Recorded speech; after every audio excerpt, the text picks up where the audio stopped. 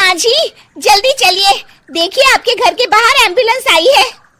गायत्री भागती हुई दरवाजे पर आती है। तभी उसकी बहू चांदनी को एम्बुलेंस से बाहर लाया जाता है। हे भगवान, ये मेरी बहू को क्या हो गया? एक्सीडेंट हो गया माँ जी। अरे लेकिन ये कैसा एक्सीडेंट है? चोट तो कहीं नजर नहीं आ रही। अरे माँ जी, दिमाग में अंदरूनी चोट लगी है और ये अपनी याददाश्त खो बैठी है। हैं? मेरी बहू याददाश्त खो बैठी है, अब क्या होगा? अब फिक्र मत करिए, बस इनका अच्छे तरीके से ख्याल रखिए। मैंने दवाइयाँ दे दी हैं, अब मैं चलता हूँ। अगले दिन।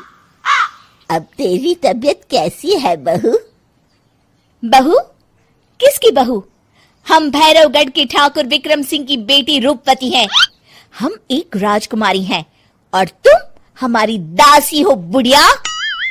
अरे बेटा विशाल, बहू कैसी बहकी बातें कर रही है। अरे कुछ मत पूछो माँ, रात को मुझसे अपने पैर दबा रही थी। सर पर चोट लगने की वजह से इसका दिमाग पूरी तरह खराब हो गया है और ये अपने आप को राजकुमारी समझ रही है। तभी वहां चांदनी आ जाती है। तुम दोनों यहाँ क्या खुसुर फुसुर कर रहे हो? कहीं तुम दोनों मिलकर हमारे खिलाफ कोई षड्यंत्र तो नहीं रच रहे हो? हम तुम्हारा सर तलवार से उड़वा देंगे, समझे? अरे नहीं नहीं राजकुमारी जी, हम तो आपके सेवक हैं। भला हमारी इतनी हिम्मत। कहिए, आपने यहाँ हॉल में आने का कष्ट कैसे किया?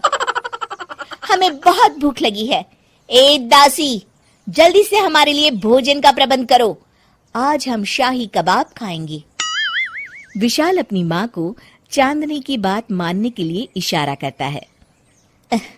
ठीक है राजकुमारी जी, मैं अभी आपके लिए भोजन लेकर आती हूँ। इस तरह विशाल और उसकी माँ ना चाहते हुए भी चांदनी की जी हजूरी में लगे रहते हैं। लाओ माँ, जल्दी से मेरा टिफिन दो, मुझे देर हो रही है। अरे ठहर जा, जरा दम तो लेने दे मुझे। सारे घर का काम मुझे अकेली को करना पड़ता है। तेरी बीवी तो राजकुमारी बनी बैठी है, सारा दिन हुक्म चलाती रहती है। अरे माँ, मेरा भी तो यही हाल है। फिलहाल तुम मेरा टिफिन दे दो, मैं चला। रुको, कहाँ जा रहे हो? अरे मर गया रे, ये कहाँ से आ धमकी?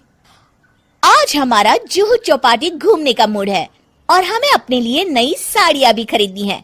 चलो जल्दी से अपना वाहन निकालो और हमें ले चलो। अरे अब तो मैं गया काम से। अगर आज मैं वक्त पे ऑफिस नहीं पहुंचा तो मेरा बॉस मुझे नौकरी से निकाल देगा। मरता क्या न करता। आखिरकार विशाल चांदनी को घुमाने ले जाता है और चांदनी अपने लिए ढेर सारी शॉपिंग भी करती है। ए दासी, टीवी पर कपिल शर्मा के आने का समय हो गया है, जल्दी से टीवी शुरू करो। अरे वाह, कपिल शर्मा तुझे याद है, बाकी कुछ याद नहीं। बहू तू तो बड़ी चालू लगती है, अपने फायदे की हर चीज तुझे याद रहती है। मैं तो तेरी इस अजीब बीमारी से परेशान हो गई हूँ। अगले दिन। अरे डॉक्टर साहब, आप इतने दिन से मेरी बहू का इलाज कर रहे हैं, लेकिन उसकी बीमारी तो सुधरने के बजाय और बढ़ती जा रही है। अरे माँ जी, ये दिमागी बीमारी है। बेचारी की याददाश्त चली गई है, वापस आने में थोड़ा वक्त तो लगेगा ही ना। गायत्री डॉक्टर से बात कर ही रही होती है कि तभी उसकी पुरानी सहेली शीला वहां आ जाती है। शीला को देख अचानक डॉक्टर घबरा जाते हैं।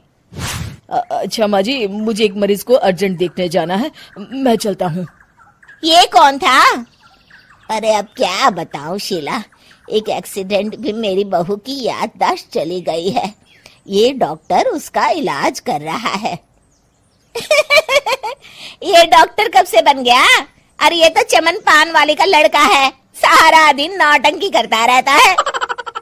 अच्छा तो ये बात है, अब मैं समझी। मेरी बहू और ये पान वाले का लड़का दोनों मिलकर मुझे बेवकूफ बना रहे थे। चल तू मेरे साथ। गायत्री शीला को एक बड़ा सा डंडा हाथ में देकर अपनी बहू चांदनी के कमरे में ले जाती है। बहू, ये मेरी सहेली है, एक डॉक्टर है। इसने तेरे जैसे न जाने कितनों का इलाज 2 मिनट में कर दिया है।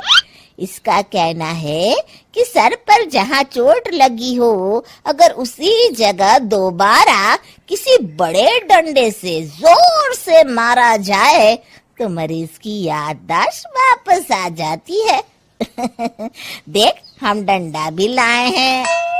अपनी सास की बातें सुनकर और हाथ में बड़ा डंडा देख चांदनी घबरा जाती है। अरे बाप रे, मैं तो फंस गई। इस डंडे की एक बार की वार से ही मैं तो चारों खाने चित हो जाऊंगी। अब क्या करूं, क्या करूं, क्या करूं? लेकिन गायत्री, डंडा सर पर ठीक उसी जगह लगना चाहिए जहाँ चोट लगी है। अरे तू चिंता मत कर, 2-4 बार मारूंगी तो एक बार तो सही जगह लग ही जाएगा ना। चल बहू, तैयार हो जा। अरे नहीं नहीं माँ जी, मुझे मत मारिए।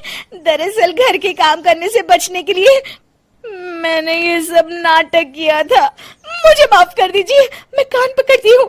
दोबारा ऐसी गलती कभी नहीं करूंगी।